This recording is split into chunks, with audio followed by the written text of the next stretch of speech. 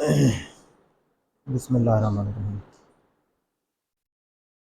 Gauss's law की applications जो हम देख चुके हैं, एक और एप्लीकेशन आपकी बुक में दी गई है, उसको हमने देखना है कि what will be the electric field inside a charged conductor.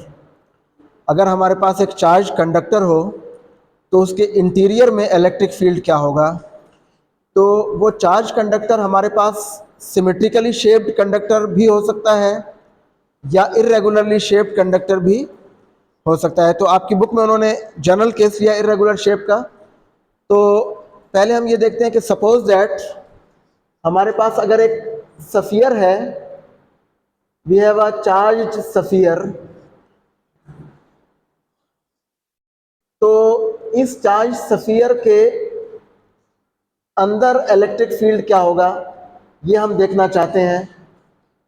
तो देखें, जब भी कोई कंडक्टिंग बॉडी या कोई कंडक्टर होगा हमारे पास, तो उसके इंटीरियर में चाहे वो न्यूट्रल हो या चार्ज्ड कंडक्टर हो, तो दोनों केसेस में उसके इंटीरियर में नेट चार्ज जीरो होता है। Any excess charge is on the surface of the conductor, not in the interior of the conductor.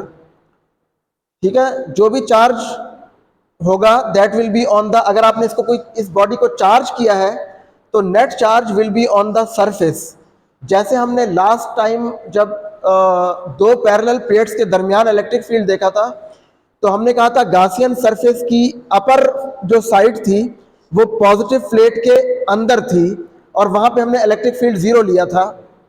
ठीक है, तो यहां पे हम ये देख सकते हैं कि इसके इंटीरियर में इलेक्ट्रिक फील्ड जीरो कैसे होगा। So this also an application of Gauss's law. We can call it as electric field inside a charged conductor, या जनरली आप इनसाइड अ कंडक्टर भी कह सकते हैं। वो चार्ज कंडक्टर हो या जनरली एक कंडक्टर हो हमारे पास, तो उसके अंदर इलेक्ट्रिक फील्ड क्या होगा। तो देखिए, हमने कहा था गासियन लॉ अप्लाई करने के लिए सबसे पहला स्टेप हमारे पास ये होता है कि हमने गासियन सरफेस ड्रॉ करनी होती है। गासियन सरफेस जिसके ऊपर आपने गासियन लॉ अप्लाई करना है। तो यहां पे हम वो जो गासियन सरफेस ड्रॉ कर रहे हैं, क्योंकि हमने इंटीरियर में फाइंड करना है इलेक्ट्रिक फील्ड, तो हम गासियन सरफेस इसके अंदर एक और सफियर ड्रॉ कर रहे हैं which is centred at the same centre, यानी दोनों का सेंटर सेम है। इन दोनों सफियर्स का सेंटर जो है that is same. So this is the Gaussian surface. ये हमारा चार्ज सफियर है और उसके इंटीरियर में हमने ये एक और सफियर ड्रॉ किया है which is the Gaussian surface. ठीक है, तो पहला स्टेप हमारे पास था कि हमने गासियन सरफेस ड्रॉ करनी होगी। वो गासियन सरफेस सिमेट्रिक होनी चाहिए, क्लोज्ड होनी चाहिए और वहां से पास होनी चाहिए जहां पे आपने ई की वैल्यू फाइंड करनी है। तो यहां पे हमने इलेक्ट्रिक फील्ड फाइंड करना है इनसाइड अ चार्ज सफियर। तो हमने गासियन सरफेस चार्ज सफियर के अंदर ड्रॉ की है। ठीक है, फिर दूसरा स्टेप ये था कि आपने गासियन सरफेस पे गासेस लॉ अप्लाई करके फ्लक्स फाइंड करना है।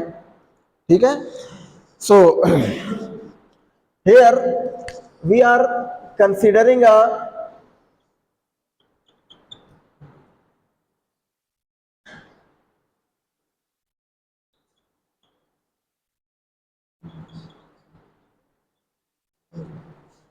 ये जो चार्ज सफियर है इसका रेडियस हमने सपोज आर लिख लें, कैपिटल आर, यानी ये वाला radius, this radius is R, while the radius of the Gaussian surface is small r. ठीक है, ये इसका रेडियस, गासियन सरफेस का रेडियस स्मॉल आर है और जो हमारा चार्ज सफियर है उसका रेडियस कैपिटल आर है। ठीक है, so we are considering a charge sphere of radius capital R as shown in the figure.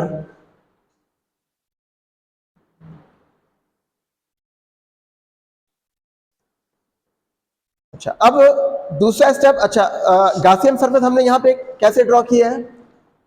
We have drawn a Gaussian surface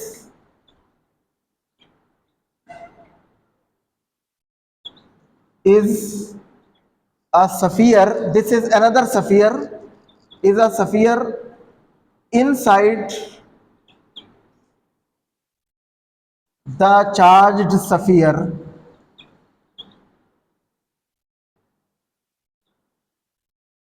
Gaussian surface, इसके अंदर एक और स्फीयर हमने ड्रॉ किया है, इनसाइड द चार्ज स्फीयर, ठीक है। The radius of this sphere is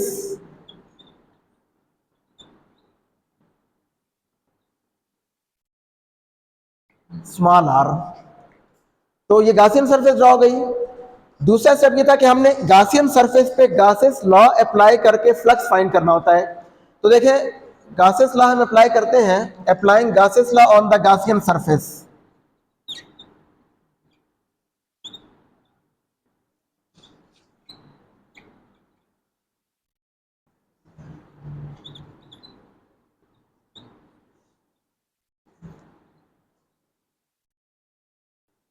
Gaussian surface पे गासला अप्लाई करें तो क्या होगा? गासला क्या होता है? Net electric flux through any closed surface is 1 over epsilon naught times the total charge enclosed by the Gaussian surface. ठीक है, charge enclosed by the Gaussian surface. तो देखें यहां पे हमने कहा है कि ये जो चार्ज स्फीयर है, इसके नेट चार्ज जो स्फीयर के ऊपर है वो सरफेस के ऊपर होता है, इंटीरियर में नेट चार्ज 0 है। So there is no charge enclosed by the Gaussian surface. Gaussian surface अपने अंदर कोई चार्ज एनक्लोज नहीं कर रही। So as the charge is on the surface of the sphere,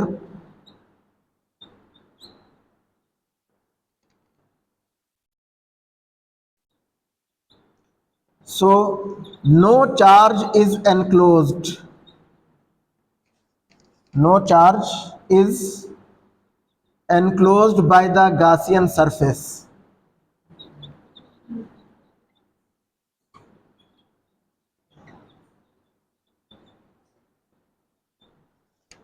तो देखें चार्ज एनक्लोज कितना है? 0। No charge is enclosed means charge enclosed is 0। So Gauss's law हम अगर अप्लाई करें तो हम लिख सकते हैं phi is equal to 1 over epsilon naught into 0। So that becomes 0, यानी फ्लक्स जो हमारे पास आया है गासेस लॉ से, दैट इज इक्वल टू 0। इसको आप इक्वेशन 1 कह दें। अब तीसरा स्टेप ये था कि हमने इसी गासियन सरफेस में से फ्लक्स फाइंड करना है बाय अप्लाइंग ई डॉट ए। जो फ्लक्स की डेफिनेशन है वो डेफिनेशन से हमने फ्लक्स फाइंड करना है दोबारा से, ठीक है। So as we know that phi is equal to E dot A which is equal to E A cos theta. तो यहां पे अगर आप देखें तो देखें ये जो गासियन सरफेस है ये एक स्फेरिकल सरफेस है, जबकि ये इक्वेशन होती है फ्लैट सरफेस के लिए। तो हमने इस केस में पहले भी हमने एक इस तरह की एप्लीकेशन देखी थी, उसमें हमने उसको स्मॉल पैचेस में डिवाइड किया था पूरे स्फीयर को। तो यहां पे भी हम अगर इस सरफेस को स्मॉल पैचेस में डिवाइड करके उनके एरिया वेक्टर्स को देखें तो हर पॉइंट पे एरिया वेक्टर नॉर्मली आउटवर्ड और यहाँ पे इलेक्ट्रिक फील्ड इस सरफेस से आउटवर्ड होगा हर पॉइंट पे।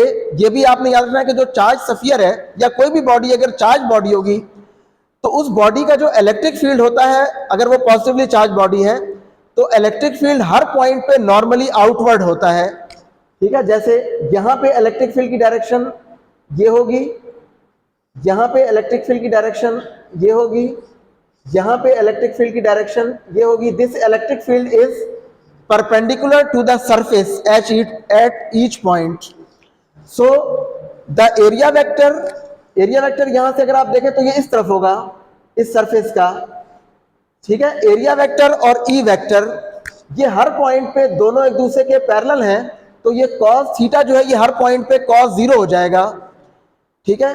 सो we can write as E vector is parallel to A vector, so theta is equal to 0 degree at each point of the Gaussian surface. Gaussian surface के हर point पे angle theta 0 होगा, तो cos 0 जब आप put करेंगे तो 1 आ जाएगा। So we can write flux phi is equal to E into A into cos of 0 degrees which is equal to E A. So this is equation 2। अब इक्वेशन 1 और 2 को कंपेयर करते हैं हम, कंपेयरिंग इक्वेशन 1 एंड 2।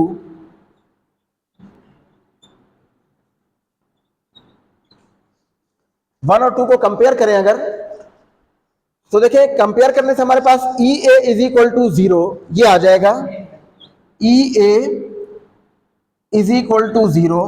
अब ये ई और ए दो चीजों का प्रोडक्ट 0 है, तो इनमें से कोई एक चीज 0 होनी चाहिए। तो एरिया तो 0 नहीं है, गासियन सरफेस का area that is not 0, so it implies that E is equal to 0. So this equation implies that E is equal to 0 as A cannot be equal to 0 in this case because area of the sphere वो तो 0 नहीं हो सकता, so A is not 0, so E is 0। तो ये हमने show किया है कि electric field inside a charge conductor is 0। किसी भी चार्ज कंडक्टर के अंदर इलेक्ट्रिक फील्ड क्या होगा, 0 होगा। तो ये गास लॉ से हमने शो किया, यानी अगर हमारे पास एक मेटेलिक एनक्लोजर है तो उस मेटेलिक एनक्लोजर के अंदर जो रीजन होगा that will be a field free region, या हम कह सकते हैं electric field can be shielded inside that region. यानी फर्ज करें अगर हमारे पास ये हॉलो स्फीयर होता तो हॉलो स्फीयर के इंटीरियर में जो रीजन है that will be a field free region, electric field will be 0 in that region, ठीक है। उस रीजन में इलेक्ट्रिक फील्ड 0 होगा। अच्छा, ये अब जरूरी है कि ये एक स्फेरिकल शेप ही हो, ये कोई सी आर्बिट्ररी शेप्ड सरफेस भी हो सकती है, ठीक है। एनी आर्बिट्ररी शेप्ड सरफेस, आपकी बुक में जो डायग्राम दी हुई है उसमें उन्होंने एक आर्बिट्ररी शेप की सरफेस ली हुई है और उस सरफेस के लिए उन्होंने देखें ये आर्बिट्ररी शेप की सरफेस है, यहां पे उन्होंने इसके लिए शो किया है कि electric field inside the charge conductor is 0। तो ये तो हमने एक रेगुलर शेप ली थी। अच्छा, अब चाहे वो shape regular shape metallic body हो या इरेगुलर शेप आर्बिट्ररी शेप की बॉडी हो, तो उसके इंटीरियर में इलेक्ट्रिक फील्ड क्या होता है, 0। ये हमने शो किया है यहाँ पे। अच्छा, ये बॉडी अगर चार्ज है तब भी इसके अंदर इलेक्ट्रिक फील्ड 0 होगा, और अगर ये न्यूट्रल है तब भी इलेक्ट्रिक फील्ड 0 होगा। तो न्यूट्रल में भी इसी तरह, अगर ये बॉडी न्यूट्रल है तो देखें ये चार्ज इसकी सरफेस पे नहीं होगा, तो ये न्यूट्रल होगी, तो उस केस में भी चार्ज एनक्लोज्ड इज 0। ये यहाँ पे चार्ज एनक्लोज्ड 0 आएगा और ये चीज 0 हो जाएगी। बाकी आप इसी तरह के स्टेप फॉलो करके E को 0 शो कर सकते हैं। तो चाहे वो कंडक्टर चार्ज कंडक्टर हो या न्यूट्रल हो, उसके अंदर किसी भी पॉइंट पे इलेक्ट्रिक फील्ड 0 होगा, ठीक है। लेकिन अगर वो चार्ज कंडक्टर है तो उसके बाहर इलेक्ट्रिक फील्ड 0 नहीं होगा, ठीक है। उसके बाहर किसी पॉइंट पे इलेक्ट्रिक फील्ड 0 नहीं होगा। वो हम शो कर सकते हैं again by considering another Gaussian surface which is passing outside the sphere, ठीक है। तो चले इसको पहले जनरलाइज कर लें आर्बिट्ररी शेप के लिए, जैसे आपकी बुक में ड्रॉ किया हुआ है। देखें, ये फर्ज करें एक आर्बिट्ररी शेप का कंडक्टर है हमारे पास, तो इसके लिए हम कैसे ये वाला यानी चीज शो कर सकते हैं। यहां पे हम जो गासियन सरफेस ड्रॉ करेंगे वो उसी तरह से ड्रॉ कर लेते हैं जैसे इसकी शेप है, इसी की शेप की एक गासियन सरफेस हम ड्रॉ करके और ये शो कर सकते हैं कि इसके अंदर देखें, अब now this is the Gaussian surface. जैसे यहां पे ये गासियन सरफेस है, तो यहां पे ये गासियन सरफेस है और ये वो चार्ज बॉडी है, चार्ज कंडक्टर है। तो चार्ज कंडक्टर का मतलब है कि अगर ये पॉजिटिवली चार्ज है तो इसके हर पॉइंट पे पॉजिटिव चार्ज इसके ऊपर, यानी इसके ऊपर हर पॉइंट पे पॉजिटिव चार्ज यूनिफॉर्मली डिस्ट्रीब्यूटेड है। तो by applying the similar procedure, तो देखें यहां पे अब इलेक्ट्रिक फील्ड हर पॉइंट पे परपेंडिकुलरली आउटवर्ड होगा लाइक दिस। हर पॉइंट पे इलेक्ट्रिक फील्ड परपेंडिकुलरली आउटवर्ड होगा फ्रॉम द सरफेस, ठीक है, इस तरह से। जैसे यहां पे परपेंडिकुलरली आउटवर्ड इलेक्ट्रिक फील्ड है, इसी तरह यहां पे भी हर पॉइंट पे electric field will B perpendicularly outward from the surface of the conductor, ठीक है। तो और फिर आप उसके ऊपर स्मॉल पैचेस बना के सेम प्रोसीजर फॉलो करके ये शो कर सकते हैं कि इस वाले चार्ज कंडक्टर के अंदर भी इलेक्ट्रिक फील्ड क्या होगा, जीरो, क्योंकि यहां भी इसके इंटीरियर में नेट चार्ज क्या है, no charge is enclosed in the Gaussian surface, ठीक है। चार्ज एनक्लोज्ड गासियन लॉ जब अप्लाई करेंगे तो charge enclosed will again be zero in this situation, like जैसे यहां पे जीरो था उसी तरह यहां भी जीरो है, ठीक है। तो इसका मतलब ये है कि देखें यहां भी हमने इलेक्ट्रिक फील्ड को जीरो के इक्वल शो किया है इंटीरियर रीजन में, और इसके अंदर भी इलेक्ट्रिक फील्ड क्या होगा, जीरो। अच्छा, ये सिचुएशन चाहे ये बॉडी न्यूट्रल हो या चार्ज बॉडी हो, या ये बॉडी, देखें एनवायरमेंट में फर्क है कि ये स्फेरिकल बॉडी है, ये इरेगुलर शेप की बॉडी है। दोनों केसेस में चाहे ये बॉडी न्यूट्रल हो या चार्ज बॉडी हो, इसके इंटीरियर में इलेक्ट्रिक फील्ड जीरो होगा। अच्छा, लेकिन आउटर साइड पे इलेक्ट्रिक फील्ड क्या होगा, तो वो जीरो नहीं होगा। तो वो कैलकुलेट करने के लिए हमें गासियन सरफेस इसके बाहर ड्रॉ करनी पड़ेगी। लाइक अब फर्ज करें अगर हमने इस वाली चार्ज सफियर का इलेक्ट्रिक फील्ड फाइंड करना है eight a point outside the sphere, तो वहां पे हम गासियन सरफेस इसके बाहर ड्रॉ करेंगे। सपोज वो हम इस तरह का एक सफियर ड्रॉ करते हैं, ठीक है, that should also be centred at the same point जहां पे ये पिछले वाले सफियर का सेंटर था, ठीक है। इसका सेंटर भी वहीं पे ही हमने ड्रॉ करना है। तो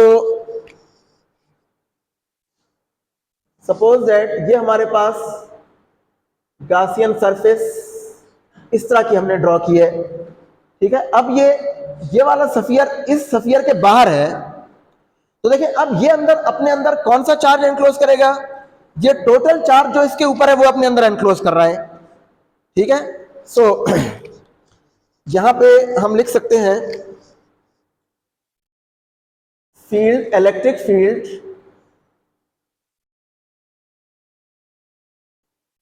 eight a point outside a charged sphere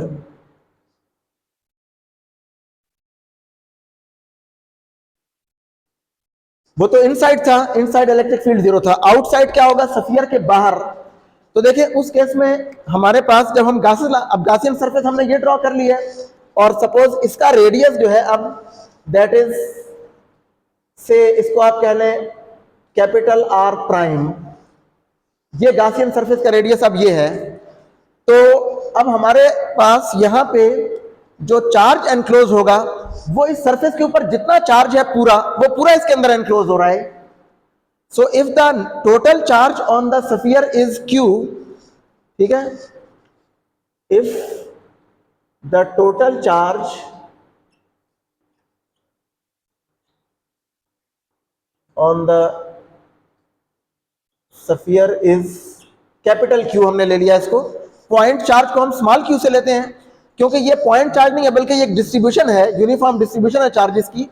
तो उस टोटल चार्ज को हम ले रहे हैं Q ओवर द स्फीयर, ठीक है। Now this charge Q is enclosed by the Gaussian surface, क्योंकि ये वाला स्फीयर इस वाले स्फीयर के अंदर है, तो ये वाला स्फीयर अपने अंदर ये पूरा चार्ज एनक्लोज कर रहा है जो इस स्फीयर के ऊपर है। So the charge enclosed is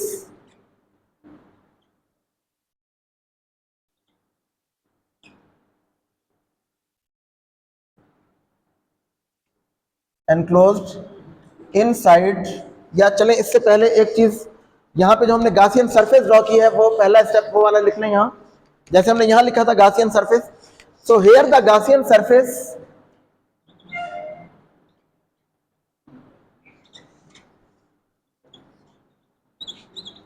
is a sphere outside the charge sphere,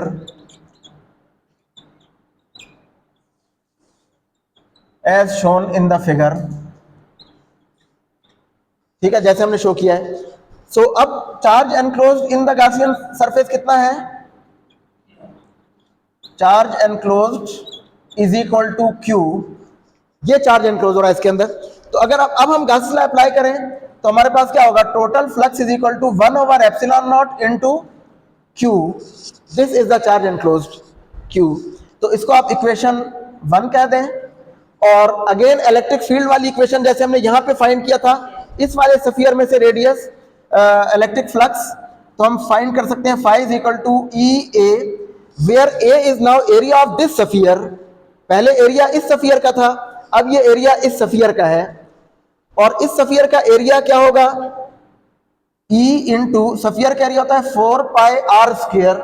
so 4 pi into R prime हमने लिया इसका, सो आर प्राइम स्क्वायर। ठीक है, दिस इज फाई। तो now compare equation 1 and equation 2। 1 और 2 को कंपेयर करें।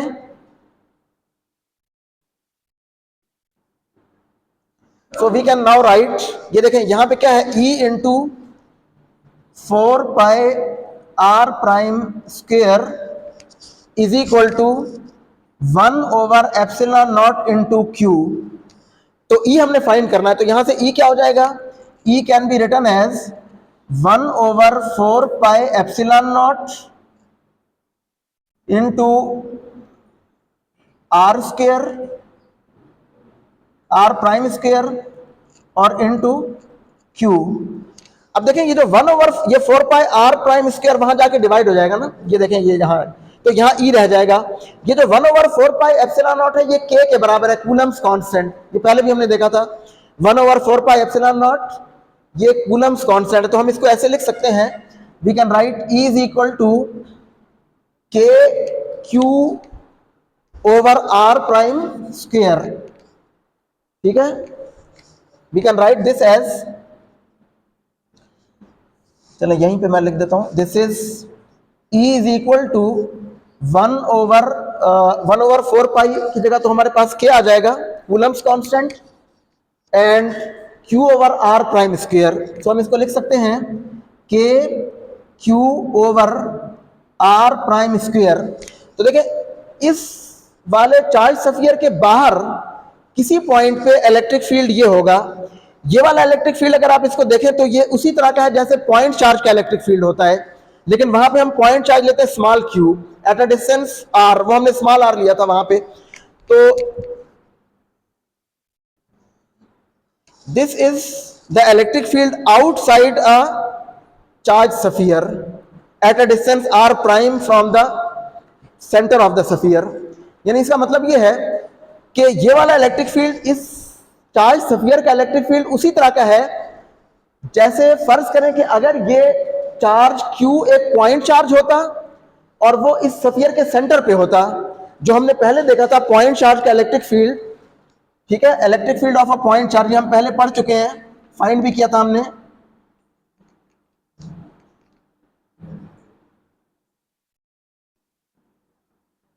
वो था हमारे पास E is equal to K Q over r square.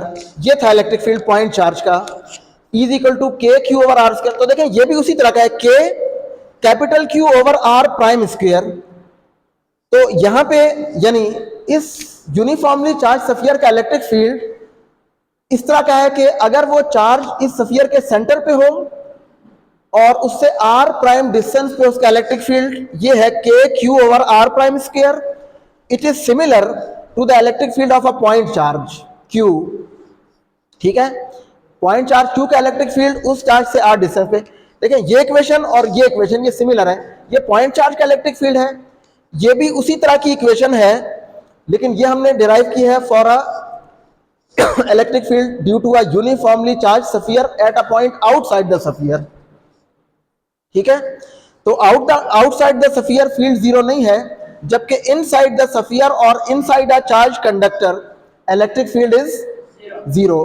तो आपकी बुक में तो ये शो किया हुआ है कि यहां तक, बहरहाल आउटसाइड द स्फीयर या outside the charge conductor electric field zero नहीं होगा, it will have some value outside the charge body. ठीक है।